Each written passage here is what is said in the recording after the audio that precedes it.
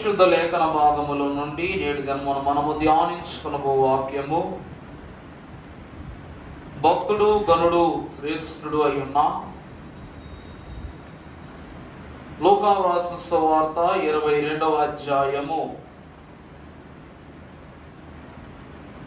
39వ వచనము నుండి చదువుకున్నప్పుడు, తరువాత ఆయన బయలుదేరి తన వాడుక చొప్పున ఒలీవల కొండకు వెళ్ళగా శిష్యులను ఆయన వెంట వెళ్ళిరి. ప్రార్థన. దయానిధివైన మా తండ్రి, దయగల మా ప్రభువానికి స్తోత్రములు.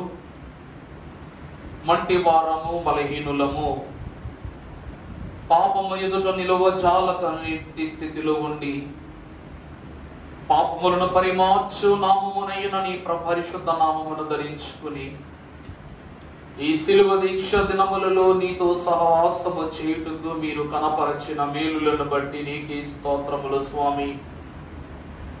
విదుతులము కానప్పటికీ విహితులముగా ఉన్న జాలని స్థితిని బట్టి నీకు ప్రియ స్తుతులనుగా మార్చుకున్న దేవానికి స్తోత్రములు. ఈ దినము మేము ధ్యానించుకునబో పరిశుద్ధ అంశములను మీరే మాకు బయలుపరచుమని, నిజవాక్యమై నిత్య జీవపు పలుకులతో మమ్మలను తృప్తిపరచిన యేసు నామములు వేడుకొనుచున్నాము తండ్రి, ఆమేన్.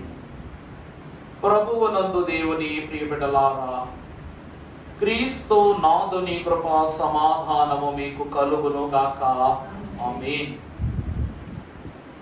దేవుని యొక్క మహాగణమైన కృప,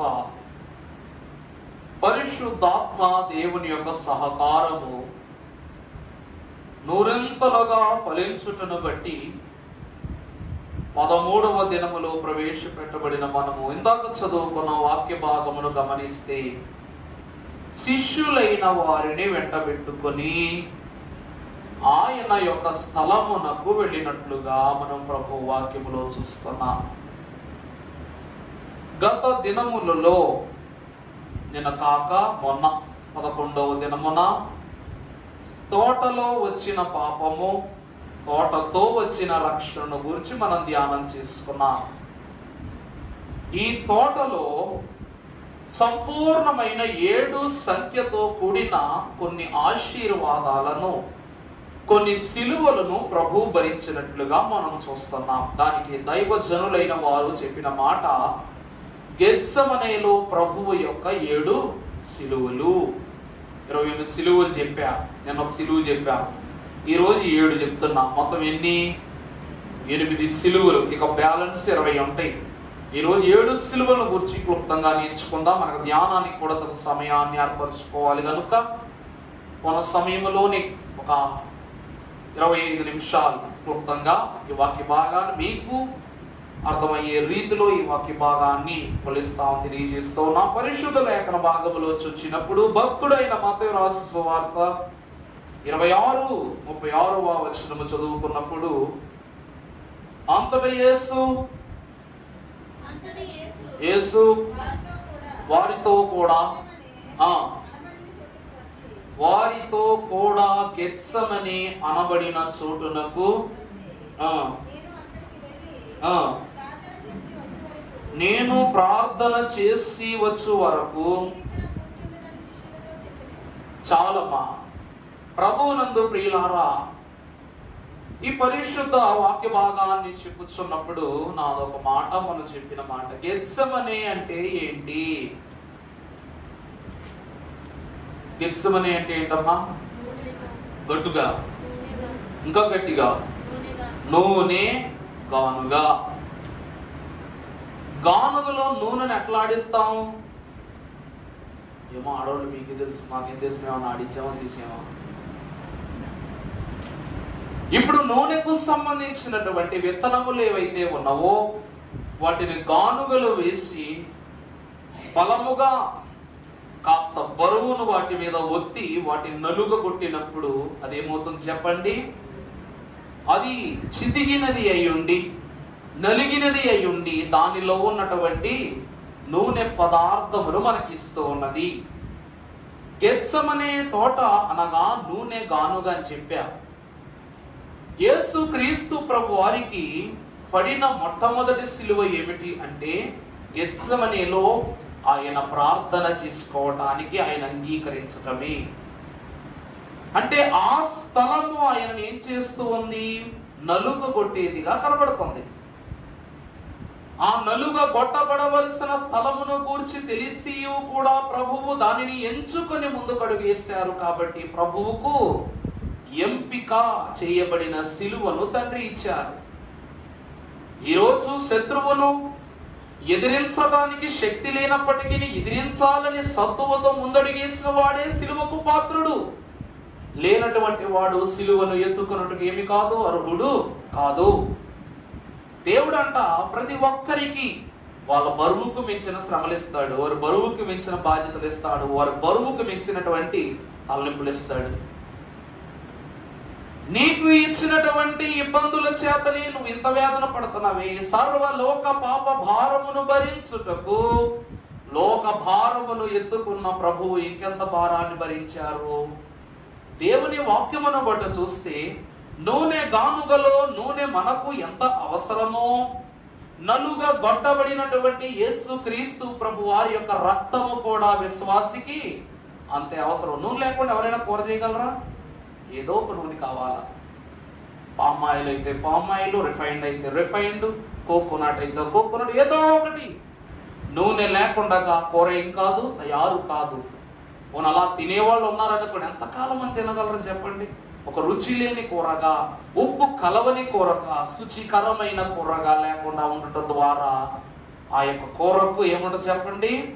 అందము, ఆకర్షణ, రుచి అన్ని కోల్పోదు. అలాగే ఈ లోకములో గొర్రెల ద్వారా, మేకల ద్వారా, పశు పక్షాదుల ద్వారా దేవాలయమునందు వేలాది బలులను అర్పిస్తూ ఉన్నప్పటికీ విశ్వాసికి ఏమి లేదు చెప్పండి? తన జీవితమునకు స్థిర ఆధారము లేదు. అవునా? అవునా కదమ్మా? అందుకే యేసుక్రీస్తు ప్రభు వారు మొట్టమొదటి విడుదల ఎక్కడిచ్చారు అంటే దేవాలయములోనే ప్రభు ఇచ్చారు. ఇది నా తండ్రి యొక్క మందిరము, ఇది ప్రార్థనా మందిరం అనబడును, దీనిని మీరు దొంగల గుహగా మార్చారు. అంటే తండ్రి స్థలము ఏ దినమున లోకస్తుల స్థలముగా మార్చబడిందో ఆ దినమున ప్రభువారు సిలువ భారమును భరించుటనారంభించారు. దేవుడు అంటున్నారు, నిజ ఆలయము మీరయ్యుండి ఆ ఆలయము యొక్క ప్రాంగణమును శుద్ధీకరణతో ఉంచుట మాని దీనిని దొంగల గుహగా మార్చారు. కాబట్టి వేదనతో వేదాక్రాంతుడైనటువంటి ప్రభువు కోపగించుకున్నట్లుగా మనము చూస్తున్నాం. ఇదొక సిలువ. అందుకగా అంటారు, ప్రభువును తిట్టినాను వారిని మరలా తిట్టడాయను, కొట్టినను మరలా వారిని కొట్టడాయను. వారు తిట్టినప్పటికీ ప్రభువు తిట్టలేదు, కొట్టినా సరే ప్రభు కొట్టలా. ఎందుకంటే అలా నలిగిపోవుట ఆయనకు ఇష్టమాయను. ఏమైనండి? ఇష్టమాయను. ప్రభు వారు సిలువనెత్తుటకు ఇష్టపడి ఉన్నారు. కాబట్టి గెత్సెమనే అనగా నూనె గానుగలో ఆయన శరీరమును, ఎలాగైతే యోబు నీకనువైన రీతిగా నన్ను నలుగగొట్టుము అని ప్రభు సన్నిధిలో అతడు ప్రార్థన చేసుకుంటాడో, అలాగే యేసుక్రీస్తు ప్రభు వారు కూడా గెత్సెమనే ప్రార్థనా వనములో ఆయన నలుగగొట్టబడుటకు సిద్ధమయ్యారు. ఇది మొట్టమొదటి సిలువ. సిద్ధపాటు సిలువ అంటారు. దీన్ని ఏమంటారండి? సిద్ధపాటు సిలువ అంటారు. ఇక రెండవది మనము చూసినప్పుడు పరిశుద్ధ లేఖన భాగములో 14వ అధ్యాయము మార్కు సువార్త 32వ వచనమును మనము చదువుకున్నప్పుడు వారు గెత్సెమనే అనబడు చోటునకు వచ్చినప్పుడు ఆయన నేను ప్రార్థన చేసి వచ్చేంత వరకు చెప్పి పేతురును, యాకోబును, యోహానును వెంటబెట్టుకుని వెళ్ళి, బాగా గమనించండి, అక్కడ ఏం పొందుతున్నారు ప్రభు? మిగుల దిగ్భ్రాంతి. మిగుల అంటే ఏంటి? మిగులు అంటే ఏంటమ్మా? ఆయన ఆత్మ వేదన పొందునంత కఠినముగా ఆయన శరీరం ఏమాయను? ఆ స్థలములో దిగ్భ్రాంతి నొందను. మిగుల అనగా రిమైనింగ్ అని అర్థం. కొంచెం, ఆ ఉన్న కొంచెం కూడా ప్రభు ఏం చేశారంట, ఆ గెత్సెమనే ప్రార్థన వనములో దుఃఖాక్రాంతుడై ప్రభువు వేదన పడుతూ ప్రార్థనలు ప్రభు సలిపిన వారుగా కనబడుతున్నారు. ప్రభువునందు ప్రియులారా, దైవజనులు అన్నారు, అమావాస్య చీకటి ప్రియులారా, దీనికి ఏమన్నది, అధికారం ఉన్నది. ప్రభు అయిన యేసు క్రీస్తు ప్రభువారు ఆ రాత్రి దినమున శరీరము ఆత్మ బలహీన స్థితిలోనికి చేర్చబడటానికి కారణము పాపమనోమావాస్య ఆయనను చుట్టింది. ఏమా నా మాట అర్థమవుతుందా మీకు? పైన అమావాస్య గురించి చూడవద్దు, మీరు సినిమాలు గమనిస్తారేమో. ప్యాషన్ ఆఫ్ ద క్రైస్ట్ చాలా బాగుంటుంది సినిమా. ప్రభు యొక్క శ్రమ అంతటిని ఒక కంఠంగా చూపిస్తానమాట. చూసిన వాళ్ళు కన్నీరు గార్చుకున్నారు. ఆ మూవీలో బిగినింగ్ చూసేసరికి ముందు పౌర్ణమి వెన్నెలను అలా జూమ్ చేస్తూ గెత్సెమనే తోటలో తీసుకొస్తారు. అమావాస్య చీకటి ప్రియులారా, దీనికి అధికారం. దాని అర్థం అంటే 15 రోజులకు ఒకసారి వచ్చే అమావాస్య గురించి కాదు ప్రభు మాట్లాడుతుంది, నీలో ఉన్న అమావాస్యను గురించి. ప్రభు అయిన యేసు క్రీస్తు ప్రభు వారు పాపమును చీకటిని ఆయన వేదనగా భరించుకుని ఆయన భుజముల మీద దాన్ని నిలుపుకున్నప్పుడు ఆయన హృదయమంతయు చీకటిమయమాయను. ప్రభు అయిన యేసు క్రీస్తు ప్రభు వారు పడిన వారిని తాన చేయితో లేపినటువంటి వారు. ప్రభు అయినటువంటి మోషే అంటాడు, భక్తుడైనటువంటి పేతురు అంటాడు ఒక మాట, ఏమిటంటే, వెండి బంగారములు నా యొద్ద లేవు గాని నాకు కలిగినదే నీకు ఇస్తూ ఉన్నాను, నజరేయుడైన యేసు నామములో నువ్వు లేచినడు అన్నారు. అంటే ఈ లోకమునకు నేనే మార్గమును, నేనే సత్యమును, నేనే జీవమునని చెప్పిన ఆ ప్రభువు గెత్సెమనే ప్రార్థనా వనములో అడుగులు వెయ్యలేక ఏమైపోతున్నారంట, తూలి పడిపోతున్నారంట. ఏమన్నా చెప్పిన అర్థమవుతుందా వివరము? లోకమునకు మార్గమును చెయ్యి పట్టి ప్రభు ఏమన్నారు, ముదిమి వచ్చు వరకు నిన్ను ఎత్తుకున్న వాడును నేనే. కీర్తనలు 139వ అధ్యాయములో 7వ వచనంలో రాస్తారు ప్రభు ఒక మాట, ఘనమైన మాట రాస్తారు. ఏమిటి అంటే, నీవు ఆకాశమునకెక్కినా, సముద్రములో దాక్కున్నా, పాతాళములో సంచరించిన నా చేయి అక్కడ నిన్ను విడవదు అని ప్రభు రాశారు. అటువంటి ప్రభువు, విడనాడనని చెప్పిన ప్రభువు తానే ఆ చెట్టు కొమ్మలను, ఆ చెట్లను, ఆ ప్రాంతంలో బండరాళ్లను పట్టుకుని దుఃఖక్రాంతుడై నడవలేని స్థితిలో ప్రభు ఏమవుతున్నారట, తూలి పడిపోతూ ఉన్నారట. ఎందుకంటే రక్తమంతా చెమటైపోయింది. ఒక మనిషికి చెమట ఎప్పుడు పడుతుంది చెప్పండి? ఒక పని చేస్తున్నప్పుడు. అలసట అంటే ఇక చెమట కారుతూనే ఉంటుంది. లో బీపీ వచ్చిన వాళ్ళు ఎప్పుడైనా చూసారా మీరు? వాళ్ళ పరిస్థితి ఎట్లా ఉంటది? కంప్లీట్లీ స్వెటెడ్ పర్సన్స్ లా తయారవుతారు అన్నమాట. షర్ట్ మొత్తం తడిసిపోయి ఇంకా వాళ్ళు నిలబడటానికి, కళ్ళ ముందు కనబడటానికి ఏమి ఉండదు అన్నమాట. గతంలో మన ఆలయంలో ఇద్దరికి అట్లా జరిగింది. బయలుమిషన మహోత్సవాల్లో కూడా ఆమె మహోత్సవాల నిమిత్తం 3 దినాలు ఉపవాసం ఉండి 4వ దినం ఆశీర్వాద ప్రార్థన చేసుకుని అప్పుడే భోజనం తిందామని నిర్ణయించుకుందంట. దేవుని కృపను బట్టి 3 దినములు ఘనముగా ఆమె ఉపవాసం ఆచరించి 4వ దినమునన్నమాట ప్రార్థన చేసుకుంటూ నిలబడినామాట. కొప్పు గులిపోయింది. అమ్మా ఏంటమ్మా ఏమైందని చెప్పేసి మెడికల్ దగ్గరికి వెళ్ళి విషయం చెప్దాం అనుకునేసరికి ఆమె అంటుందన్నమాట, అయ్యా ఏమనుకో బాకండి, నేను ఉత్తే ఏ అనారోగ్యంతో పడిపోలేదు, కాస్త నీరసించి పడిపోయానంటే, నేను ఉపవాసం ఆచరిస్తానా, ప్రభువే చూసుకుంటారని చెప్పి డాక్టర్లు ఏం పిలవక్కర్లేదని చెప్పేసి ఆమె అక్కడే మరలా చైనేసుకుని కూర్చుని ప్రభు సన్నిధిలో అయిన తర్వాత భోజనం చేసింది. ప్రభువు నందు దేవుని ప్రియబిడ్డలారా, యేసు క్రీస్తు ప్రభు వారు ఒక ఘనమైనటువంటి మాట ప్రార్థనా విందులో అంటారు, ఇదిగో నేను మరలా రాకడలో వచ్చు వరకు మీకు ఇచ్చిన ఈ ఆహారముని నేను ఉంచుకోను అంటారు ప్రభు. అర్థమైందమ్మా?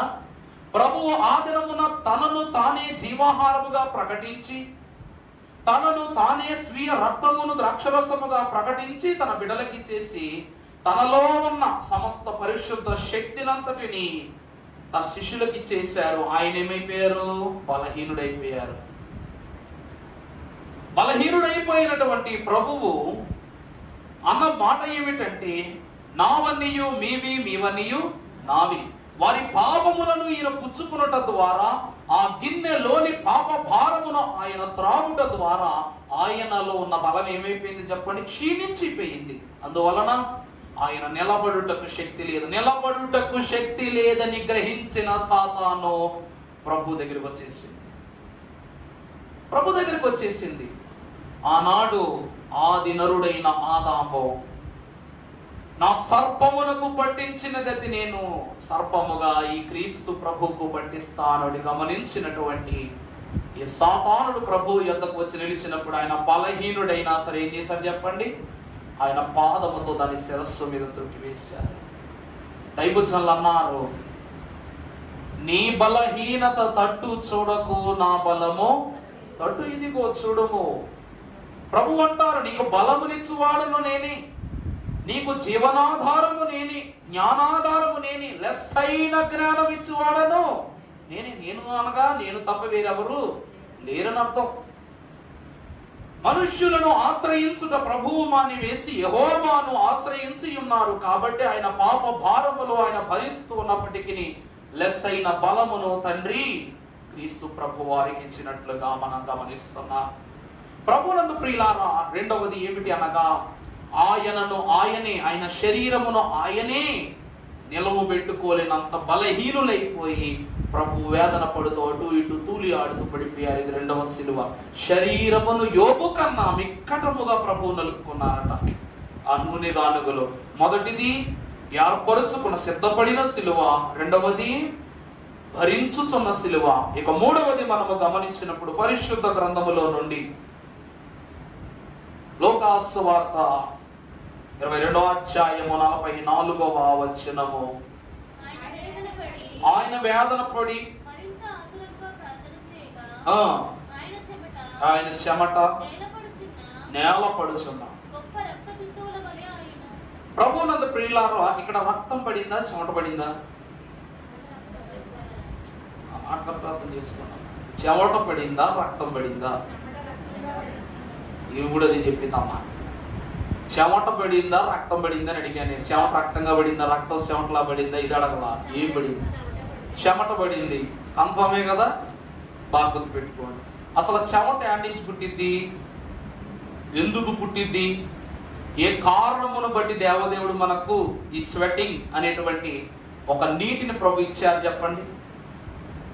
సైంటిస్టులు అంటారు ఒక గొప్ప మాట ఏంటి తెలుసా? మనిషికి హృదయంలో గాయమైనప్పుడు కళ్ళలోంచి నీళ్ళు వస్తాయి అంటారు. అదే ఎవరైనా ఒక దెబ్బ కొడితే ఏ భాగం మీద కొట్టినా సరే ఏమొస్తుంది? బ్లడ్ వస్తుంది. విశ్వాసిగాను ఒక నరునిగాను తన తలాంతులను ఎప్పుడైతే తన శక్తికి మించిన పని భారమును ఎవరైనా ఎత్తుకుంటారో అప్పుడు నీ రక్తం అట ఎలా మారిపోద్దంటే చెమటగా మారిపోద్ది. నేను చెప్పింది అర్థమవుతుందమ్మా? నీకు శక్తికి మించిన పని, శక్తికి మించినటువంటి సామర్థ్యము నీ ఉపయోగించినప్పుడు నీ రక్తం ఏమైపోద్ది చెప్పండి? అధిక వేగముతో పరిగెడుతుంది బాడీలో. ఇప్పుడు చూడండి, ఎవరికైనా పాము కాటేసింది అనుకోండి, వాడి బ్లడ్ ఉన్నదానికన్నా 10 times స్పీడ్గా రన్ అవుతుంది బాడీలో. అందువలన వెనం అంటే పాయిజన్ బాడీలో ఫట ఫట ఫట ఫటమని స్ప్రెడ్ అయిపోద్ది. అందుకే ఏ భాగంలో కాటేస్తాడు కట్టేస్తారు. పిచ్చితనం ఏంటంటే అట్లా కట్టేయకూడదు. అలా కట్టేసామంటే కాలు తీసేస్తారు. దైవ జనుని బట్టి తెలియజేస్తూ ఉన్నాము, యేసు క్రీస్తు ప్రభు వారు కేవలము సంఘము అయ్యున్న వారిని బట్టి ప్రభు వారి యొక్క దుఃఖం అంతయు ఇక్కడ వరకు ఉంది. ఎందుకంటే ఆయన ఎవరి భారం భరిస్తున్నారు? శరీరమయ్యున్న సంఘము యొక్క పాప భారాన్ని భరిస్తున్నారు. కానీ వేదన, ఇక్కడి వేదన అంతా ప్రభువుకి ఇక్కడ వచ్చి పడుతుందంట. నేను చెప్పింది అర్థమైందమ్మా? ఈ శరీర వేదన అంతా ఎక్కడొచ్చి పడుతుంది చెప్పండి? ఇక్కడొచ్చి పడుతుంది. దేవుని వాక్యాన్ని బట్టి మనము గమనించుకున్నట్లయితే యేసు క్రీస్తు ప్రభు వారి యొక్క బాధ, ఆయన రక్తము చెమటగా, ఆయన చెమట బిందువులు రక్తపు బిందువులుగా కనబడుతున్నాయి. కారటము చెమటే కారుతుంది, కానీ పడిన బిందువు ఎలా కనబడుతుంది? రక్తము వలె కనబడుతూ ఉన్నది. ప్రభువు నందు దేవుని ప్రియబిడ్డలారా, అక్కడ కార్చబడినది చెమటయే. దైవజనులైన దేవదాసయ్య గారు అన్నారు, యేసు క్రీస్తు ప్రభు వారు ఆయన కార్చిన మొట్టమొదటి నీరు రక్తము ఏకమై పడిన స్థలమే గెత్సెమనే ప్రార్థనావనము.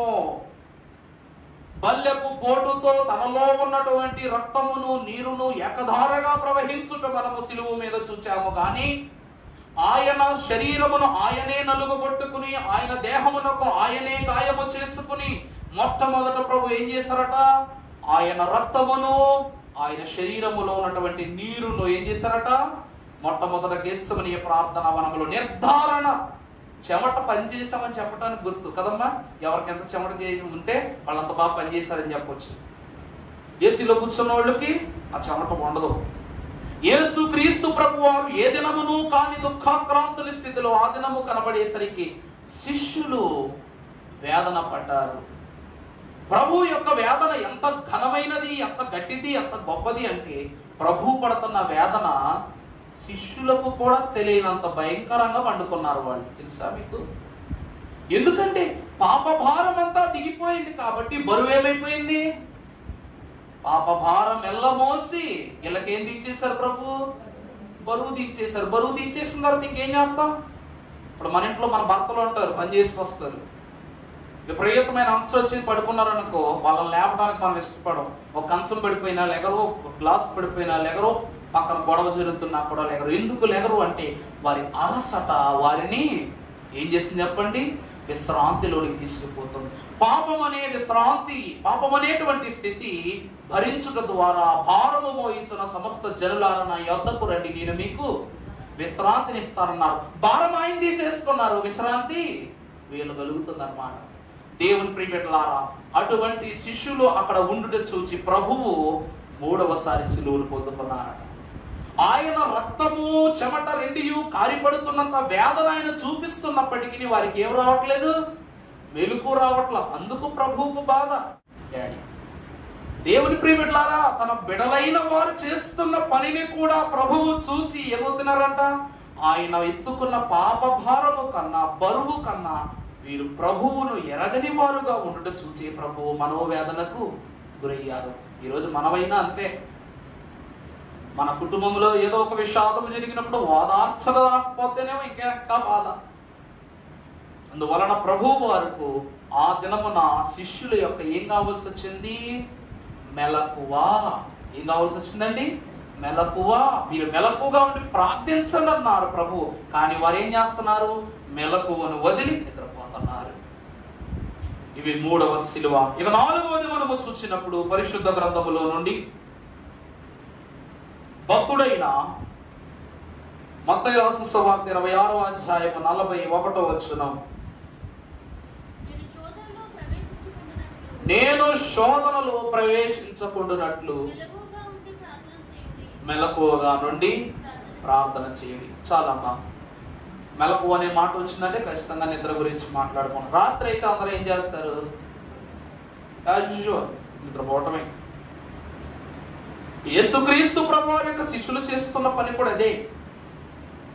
కానీ నిద్ర వల్ల ఎన్ని ఘోరాలో తెలుసా? నిద్ర వల్ల ఎన్ని ఇబ్బందులో తెలుసా?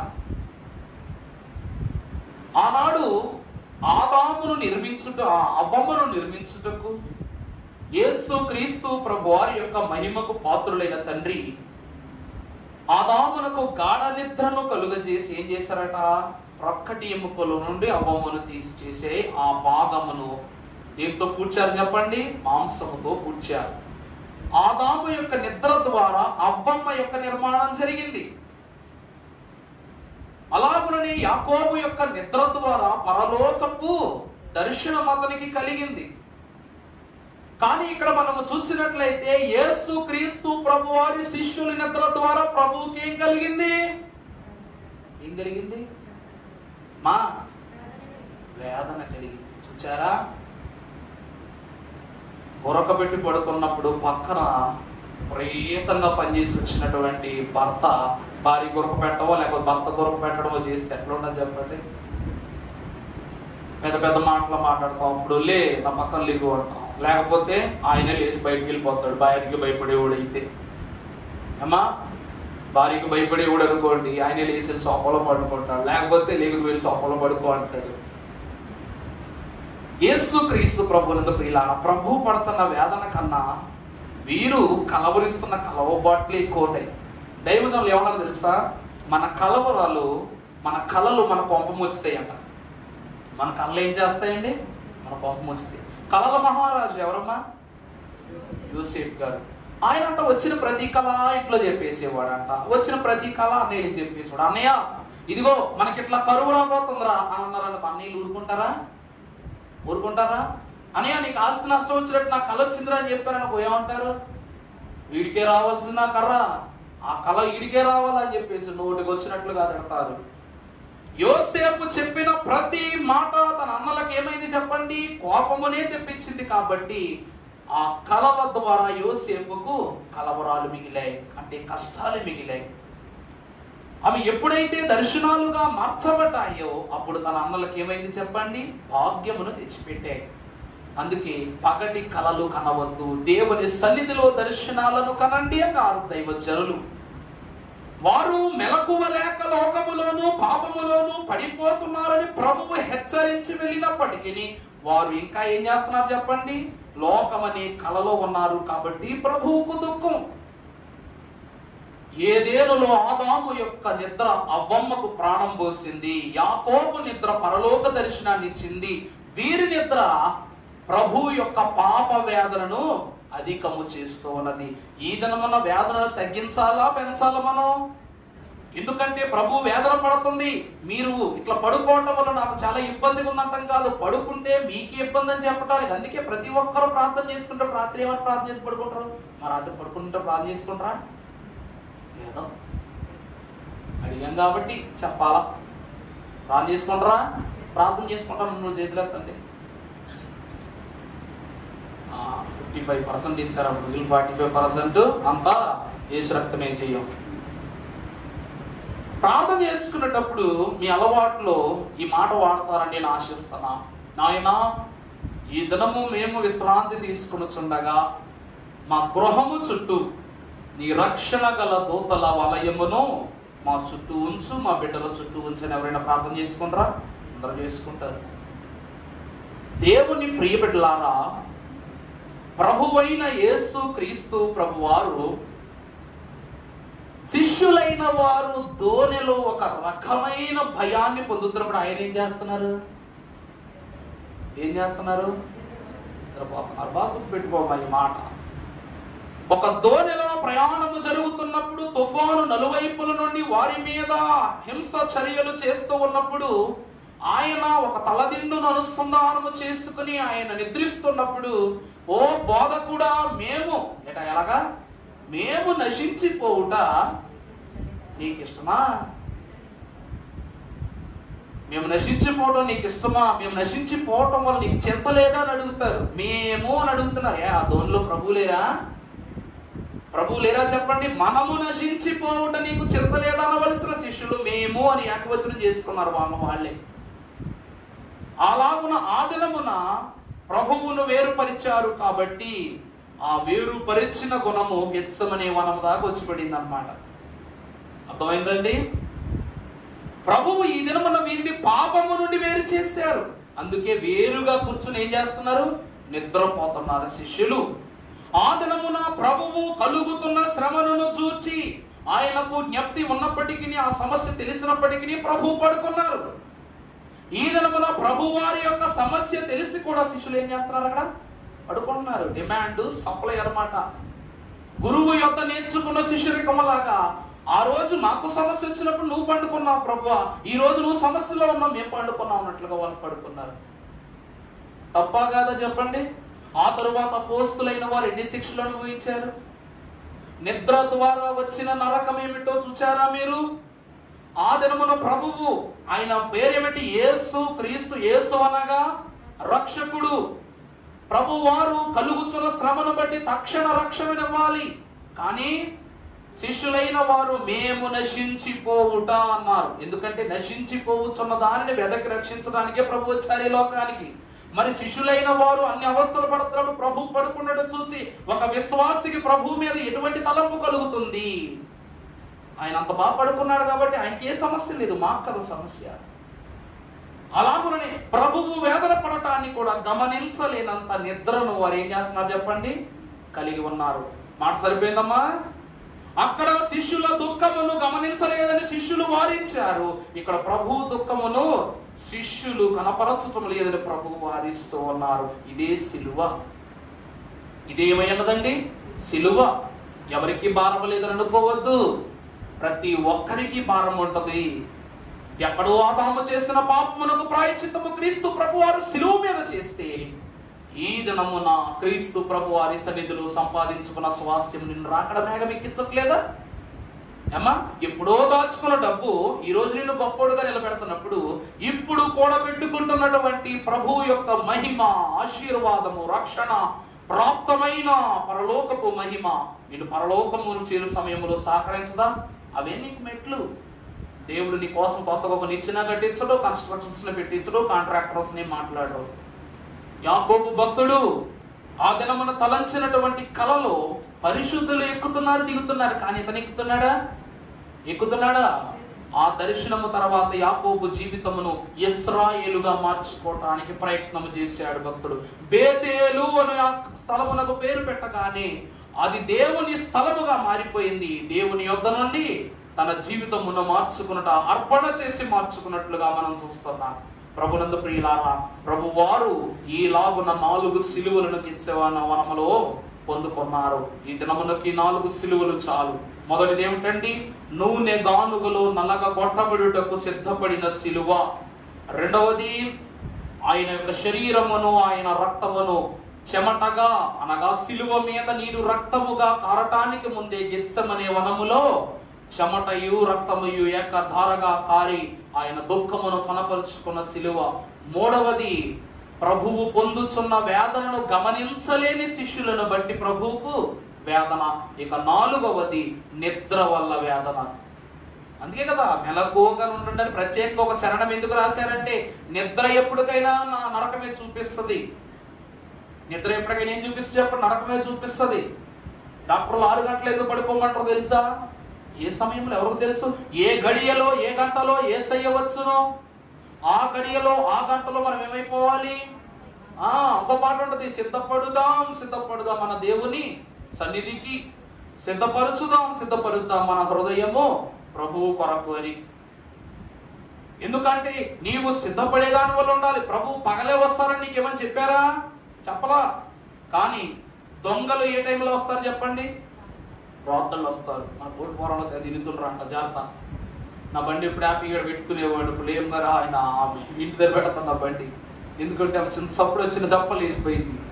అందువల్ల నా బండి అక్కడ పెడతాను. ప్రభునందు ప్రియులారా, దొంగ వచ్చినట్లుగా ఆయన వస్తారన్నారు. యేసుక్రీస్తు ప్రభు. దీనికి కూడా ప్రసంగం ఉంది. ఇప్పుడు చెప్పండి, టైం అయిపోతుంది. ఆయన దొంగ వలె వచ్చు సమయము రాత్రి కాలమే. 10 మంది బుద్ధిగల కన్యకలను వారు సిద్ధపడినది రాత్రి కాలమునంది. దివిటీలను పట్టుకున్నది రాత్రి కాలమునంది. పెండ్లి కుమారుడు ఎదుర్కొన్నది రాత్రి కాలమునంది. అలాగే వధువు సంఘము కూడా తన వరుణిని ఎదుర్కొనవలసినది రాత్రి కాలమునందే. కనుక ఈ రాత్రి కాలమున గెత్సెమనే వనములో ప్రభువు పట్టినటువంటి వేదన, ఆయన శోధని మనము కూడా రాత్రి కాలమున ప్రభు కొరకు పడే సిద్ధపాటులకు పునాదిగా మార్చి త్రెక్కువ దేవుడు దీవించి మహిమ పొందును కాక. ఆమేన్. పరిశుద్ధానికి వందనములు. ఇది నమ్మేమైన వాక్యమును మీరే మాలో ఫలింప చేయండి. కృప చూపించండి, సహాయము దయచేయండి స్వామి. ఈ మార్గమంతట్లో యెహోవా తన దూతలకు ఆజ్ఞాపింపజేసి సమస్త మేలుల చేత నీ మార్గమును సరళము చేయనట్లు ఈ పరలోక పరిశుద్ధ ప్రయాణములో మార్గములో మేము విహితులమై పరిశుద్ధులమై నీ సన్నిధిలో చేర్చబడటకు మీరే సహాయము దయచేయమని యేసు నామములు వేడుకొనుచున్నాము తండ్రి. ఆమేన్. మరణాత.